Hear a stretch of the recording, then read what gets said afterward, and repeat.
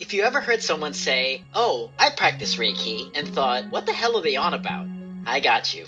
Today, we're talking about one of those mysterious things that seems to sit right at the intersection of science, spirituality, and what some people lovingly call woo-woo. But stick with me because Reiki may not be as out there as you think.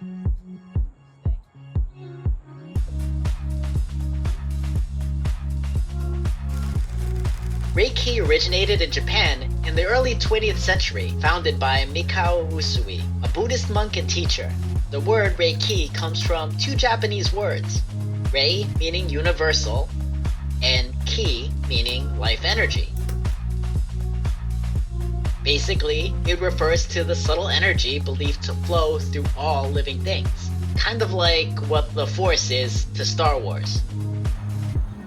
Usui developed Reiki after a deep spiritual experience during a meditation retreat on Mount Kurama, where he reported feeling a direct connection to this universal energy. He began teaching others how to channel it through the hands, not as a religion, but as a healing practice. Fast forward a century and Reiki has now traveled across the world. It's practiced in hospitals, wellness centers, and living rooms alike. And yes, Johns Hopkins Hospital and other major medical centers, such as the Cleveland Clinic and the Mayo Clinic, have offered Reiki or other energy therapy programs, so it's definitely not fringe anymore.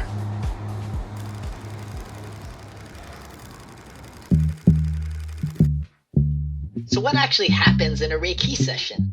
Usually, the person receiving Reiki lies fully clothed on a massage table or sits comfortably in a chair. Basically, the recipient should be as relaxed as possible. The practitioner gently places or hovers their hands over different areas of the body. When I give Reiki, I begin by scanning the body with my hands, feeling for subtle sensations like warmth, tingling, static, or even intuitive impressions. Sometimes I sense heat gathering in my palms. Sometimes there's a kind of magnetic push or pull. And no, it's not static electricity from my socks, though that would be cool if that were an actual thing. If the recipient is comfortable, I might make light physical contact, but most often I just hover. When my wife Suje and I give Reiki together, the energy feels amplified. Our teacher explained that working in harmony can actually multiply the flow exponentially. My father was also a Reiki practitioner and a board-certified nurse in New York, so you could say it runs in the family.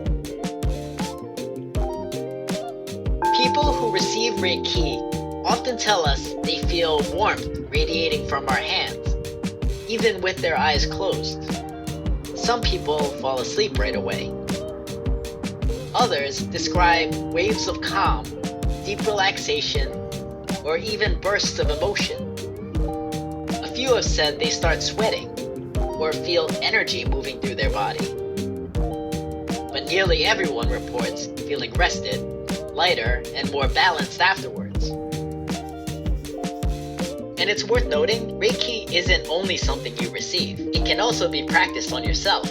Self-Reiki is actually an essential part of the tradition. It's a way to center, ground, and clear your own energy, like recharging your internal battery before helping others. These days, I practice lots of self-Reiki to help with my own anxieties.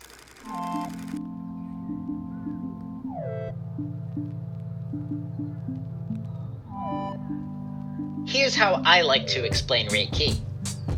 It's not about fixing you. It's about helping your body remember how to heal itself. Reiki guides you into a deep state of relaxation, and it's in that state that your body can reset, restore, and begin its own natural healing process.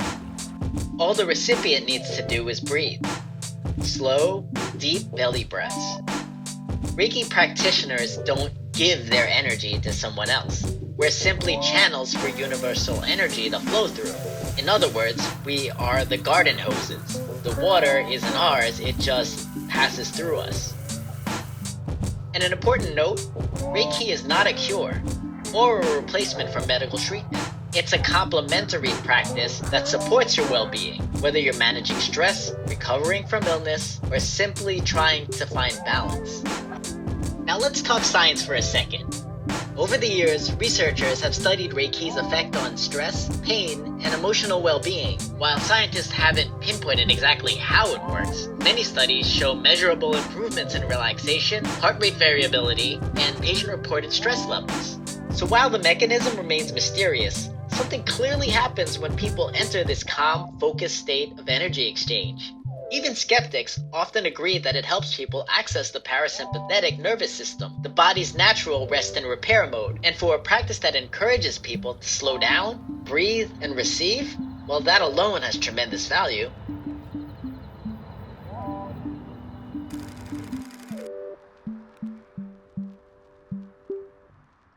Beyond the energy work, Usui taught that Reiki is a philosophy for living. He shared 5 simple but powerful principles called the Gokai, guidelines for inner peace and harmony. Today, I will not be angry. Today, I will not worry. Today, I will be grateful.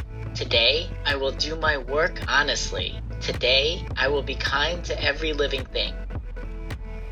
They remind us that Reiki isn't just a technique.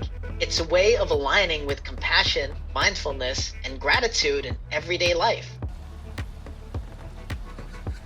Reiki often gets lumped into the New Age category, but it isn't a religion, nor does it require belief in anything supernatural. You don't have to believe in Reiki for it to have an effect, just like you don't have to believe in gravity for it to work. And it's always meant to be practiced with consent, respect, and integrity. There's no chanting, no dogma needed, just a quiet presence, focused intention, and lots of deep breathing. In my experience, Reiki is less about mystical healing powers and more about coming home to yourself. Healing, in its truest sense, means returning to your natural state of harmony, your highest self. You don't need to believe in anything supernatural for it to work. You just have to be open to relaxing, something most of us could use a lot more of these days. So, whether you're curious, skeptical, or somewhere in between, Reiki invites you to pause, breathe, and let your body do what it already knows how to do. If you found this helpful or interesting, please like, consider subscribing, and maybe try a Reiki session sometime. You might just surprise yourself.